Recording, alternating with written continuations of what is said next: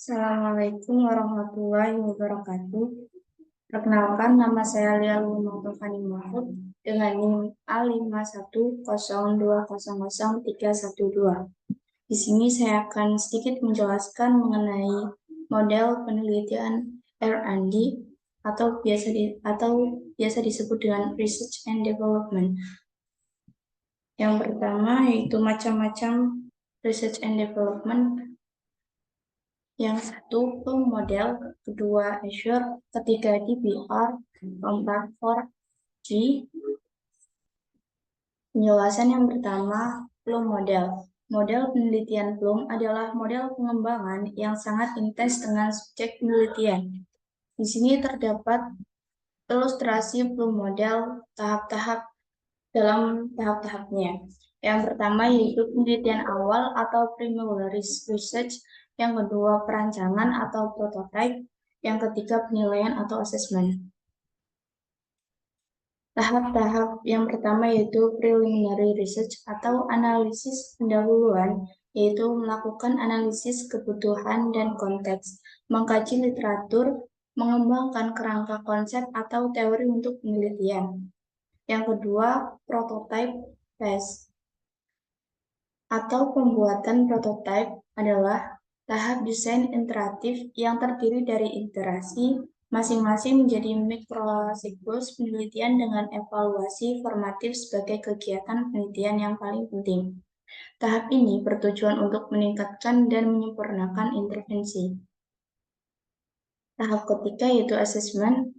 Assessment phase atau fase penilaian merupakan semi evaluasi sumatif untuk menyimpulkan apakah solusi atau intervensi memenuhi spesifikasi yang telah ditentukan. Tahap ini sering menimbulkan rekomendasi untuk perbaikan intervensi. Yang kedua yaitu Azure. Model Azure merupakan model pembelajaran yang dirancang untuk difokuskan agar terciptanya pembelajaran yang efektif dan efisien, khususnya pada kegiatan pembelajaran yang menggunakan media dan teknologi. Di sini terdapat ilustrasi mengenai tahap-tahap model Azure. Yang pertama, analysis learn. Yang kedua, state objectivities. Yang ketiga, select method media.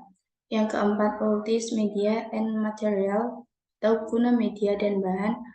Yang kelima, require learner participant, atau libatkan pelajar. Yang terakhir yaitu yang keenam, evaluate and revise, atau nilai dan kaji semula. Untuk penjelasannya itu melakukan analisis karakteristik peserta didik atau analysis learners. Analisis terhadap karakteristik siswa meliputi beberapa hal penting seperti karakteristik umum, kompetensi, dan gaya belajar. Yang kedua, menempatkan tujuan pembelajaran atau state objectivities. Tujuan pembelajaran merupakan rumusan pernyataan yang mendeskripsikan tentang kompetensi yang diperoleh siswa setelah menempuh proses pembelajaran. Yang ketiga, memilih strategi, teknologi, metode pembelajaran, dan materi, atau select method, media, and material. Pemilihan materi yang sesuai dengan tujuan pembelajaran dilanjutkan dengan memilih metode yang sesuai untuk melaksanakan kegiatan pembelajaran. Dan langkah terakhir adalah memilih dan atau mendesain media yang mendukung terlaksananya kegiatan pembelajaran. Yang keempat, memanfaatkan strategi, teknologi, media, dan materi, atau ultis material. Sebelum menggunakan metode, media, dan materi, pendidik harus menyiapkan kelas dan saran pendukung yang diperlukan untuk dapat menggunakannya. Langkah yang kelima yaitu melibatkan peserta didik dalam kegiatan pembelajaran atau require learning participant. Proses pembelajaran memerlukan keterlibatan peserta didik secara aktif dengan materi yang sedang dipelajari. Partisipasi pembelajar akan tampak dari adanya umpan balik dari siswa. Dan yang keenam, mengevaluasi dan revisi program pembelajaran atau evaluate and revise. Pada tahap evaluasi dalam model Azure dilakukan untuk menilai efektivitas dan praktikalitas desain pembelajaran. Yang ketiga, DBR atau Design Based Research. merupakan serangkaian pendekatan dengan maksud menghasilkan teori baru dan praktik yang menjelaskan dan berpotensi berdampak pada proses belajar mengajar secara natural. Untuk karakteristik model ini yaitu yang pertama, interventionist atau penelitian bertujuan untuk merancang suatu intervensi dalam dunia nyata. Yang kedua, iteratif, menggabungkan antara perancangan, evaluasi, dan revisi.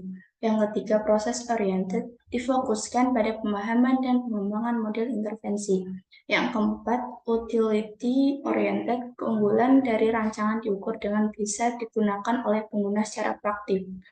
Yang kelima, teori oriented, rancangan dibangun berdasarkan preposisi teoritis, kemudian dilakukan pengujian lapangan untuk memberikan kontribusi pada teori.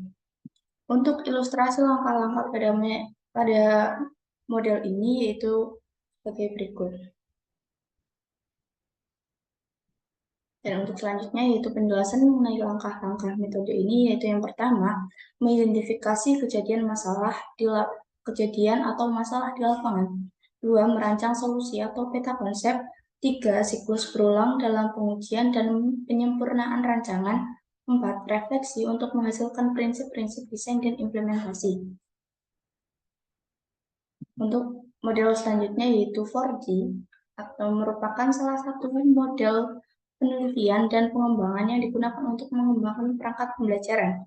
Ilustrasi langkah-langkah mengenai model ini yaitu yang pertama, define atau pendefinisian, yang kedua, desain atau perancangan, yang ketiga, develop atau pengembangan, yang terakhir yaitu disseminate atau penyebaran. Langkah-langkah mengenai model ini yaitu yang pertama, tahap define, pendefinisian, menganalisis syarat pengembangan, menganalisa dan mengumpulkan informasi mengenai sejauh mana pengembangan perlu dilakukan. Yang kedua, tahap desain atau perancangan, meliputi penyusunan standar tes, pemilihan media, pemilihan format, dan rancangan awal.